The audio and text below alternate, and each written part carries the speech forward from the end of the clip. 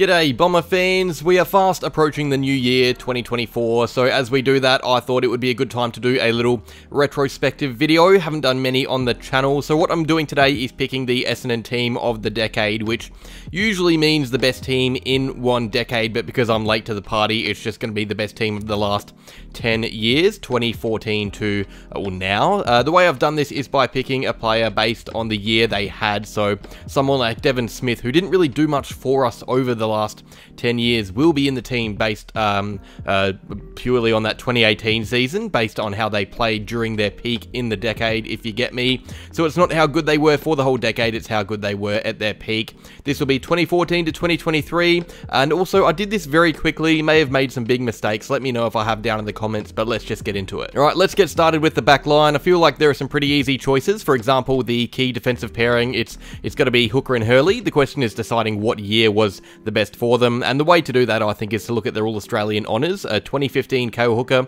he also won the Crichton. 2017 Hurley, that 2017 Hurley was just different. These two were great between 2014 and 2017. Hooker obviously moved forward by 2017. You could even make the case for 2015 for both of them. They were 1 and 2 in the Crichton, I reckon.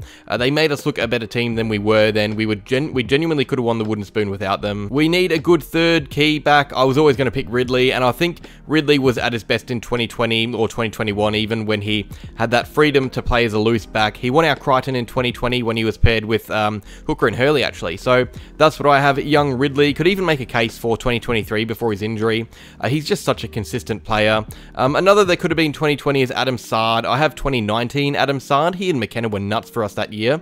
I don't have McKenna in the team. I have Redmond paired with Sard from last year. He was in the All-Australian squad of 40, but him and 2019 Sard, that would be a combo. The speed and power of their ball use, but they are both also just good defenders in their own right as well, on their own man.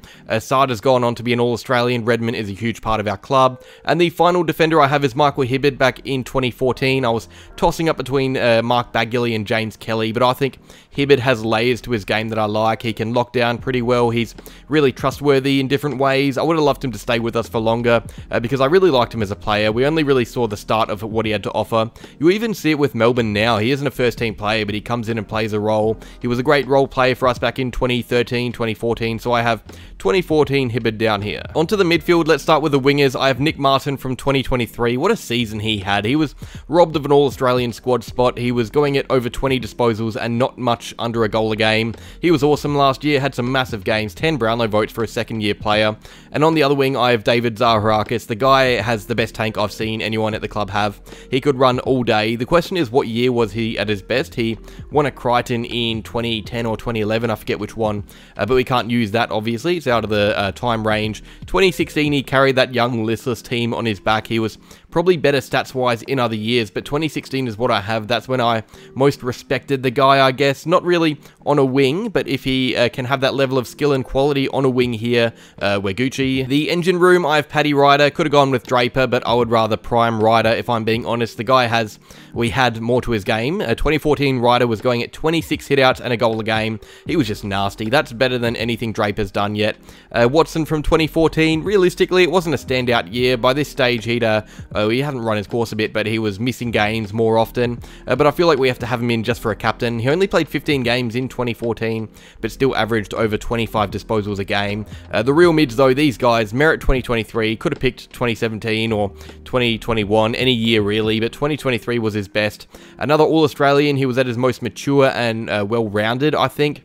But 2014 Heppel, we sleep on prime Heppel too much. All-Australian, Crichton medal winner, he was nuts, and this dynamic is just great. Watson, Heppel, Merritt. I wish we saw more of it because it's so rounded. The brute force of Watson, the contested ability, the poise and running ability of Heppel, the electricity that Merritt supplies out of the guts with his left boot. That is a midfield and a half. We were robbed of seeing more of it, unfortunately. Alrighty, our forward line. I like this a lot. I feel like we haven't had much forward firepower over the years, but then I look at what we have here. So we got Danaher from 2017, best key forward we've had since Lloyd. I know some here won't like the bloke, but he's just so good to watch. Really fantastic player as well. and still is over at Brisbane. We can't really deny that. Just a really great high-flying mark. He teams up with Peter Wright, which I like, the dynamic. Danaher more mobile. Wright can play deeper as that one-on-one contested mark. Both really good hands. Wright's a really good kick. 2017, Danaher was All-Australian, almost won a Coleman, kicked over 60 goals. Peter Wright in 2022 kicked over 50 goals, won the Crichton, and then Kyle Langford 2023, another one who kicked over 50 goals.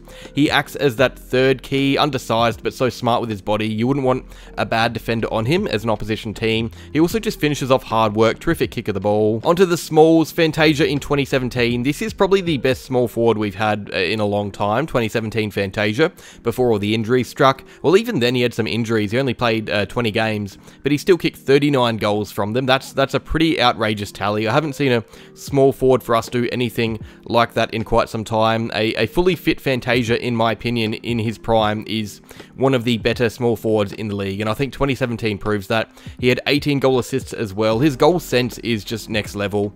The other small, Tip and Woody, a few years to choose from. I've gone for 2021. His stats look good, but we have to remember that he had a big drop-off in form late in the year. He was arguably All-Australian contention before his body started becoming an issue. He had not far off 30 goals by round 10 or 11. That was an elite year from him. He ended the season with 34 from 20 games. Still good, but it doesn't tell the full story. And finally, Jake Stringer 2021. You can run him through the middle as well, which I like. He started off with that injury. He had that outrageous patch of form after the bye. I struggle to think of an Essendon player as dominant as Stringer when he was on form in 2021, so he has to make the team. The bench is a really hard one to pick. I have Dev Smith from 2018, back when we thought he was going to be a real player for us. His body unfortunately did not hold up, but he broke the tackle record that year, made the All-Australian squad of 40, won the Crichton, was a very good season. You can play him in the guts, play him up forward, real pest of a player as well. BJ Goddard 2017, he was such a good player for us, really consistent. It's hard to pick a year he was best in, to be honest. You could ask 10 different people and they'll have different answers. I remember him most in 2017 because he was at his most versatile. I want to say he played through the guts in defense a bit at times, and that helps with the team setup here, having someone on the bench with versatility. 2015 Brent Stanton, I said earlier that Zaharakis has the best tank I've seen. Stanton might disagree with that. Having him and Martin and Zaharakis in the team, you won't need to rest them much. Stanton can roam on a flank as well, which is good. In 2015 he averaged 26 touches a game, the best average across his career. And finally, Darcy Parish 2021, just a pure ball winner in the guts. He will play midfield more than Stanton and Smith. It's good to have a pure positional role player though, and Parish in 2021 was just a clearance machine. So here's the team as a whole. It's a pretty damn good team, not gonna lie, but you'd want it to be over a decade. Having to force Crichton winners on the bench says a lot. Half the team is from before 2018, which tells you when we had our best lot of players. But that's the video though. Let me know what you think down below. Let me know any changes that you would make. As I said at the start, I did this very quickly, so I could have definitely made a mistake or two. I would love to hear how silly I was. Like the video if you enjoyed it, subscribe if you're new, and as always, go Bombers.